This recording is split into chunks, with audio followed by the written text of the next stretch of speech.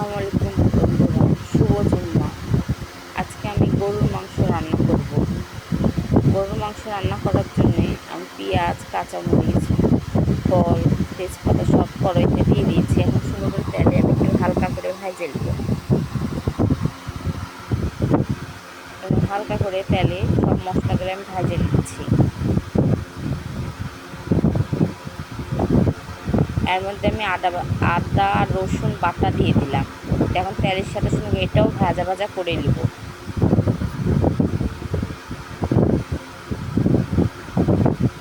লবণ দিয়ে দিলাম।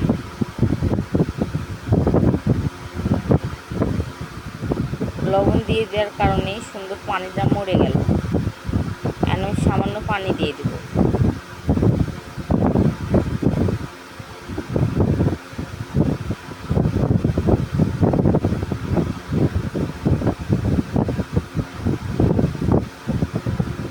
মরিচের গুঁড়ে,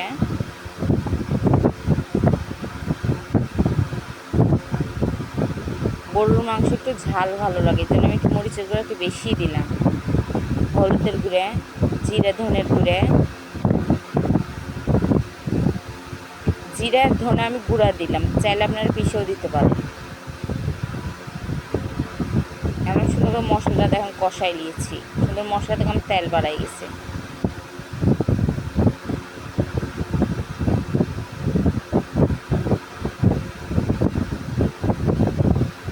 এখন আমি গরুর মাংসগুলো দিয়ে দেবো।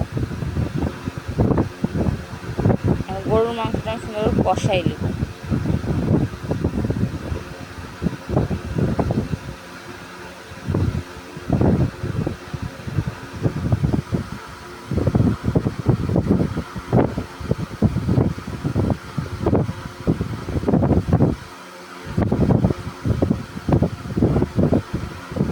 গরুর মাংসটা সুন্দর কষানো হচ্ছে, আমি আরও ভালো করে গরুর মাংসটা কষাবো।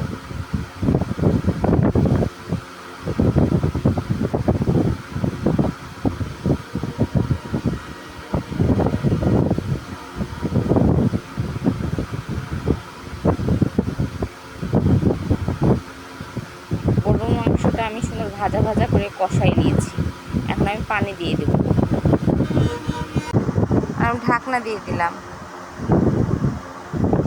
আমার ঝোলটা সুন্দর ফুটছে।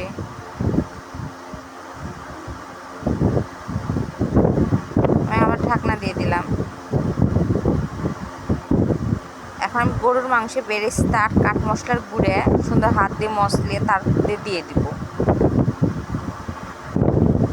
এখন হাত দিয়ে সুন্দর করে মশলাই দেওয়া লাগবে। এখন উপর দিয়ে আমি ছিটাই দেব।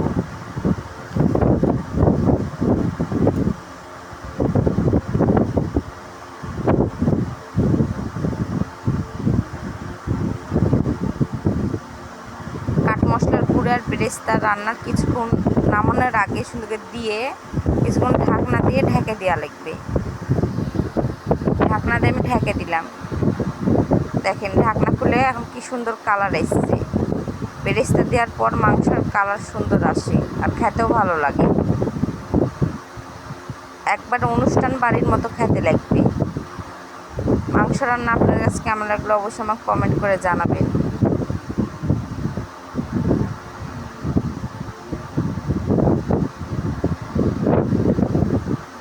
মাংসটা সুন্দর গুড় গুড় করে ফুটছে। আমি আকার পরে ঢাকনা দিয়ে রেখে দিয়েছি।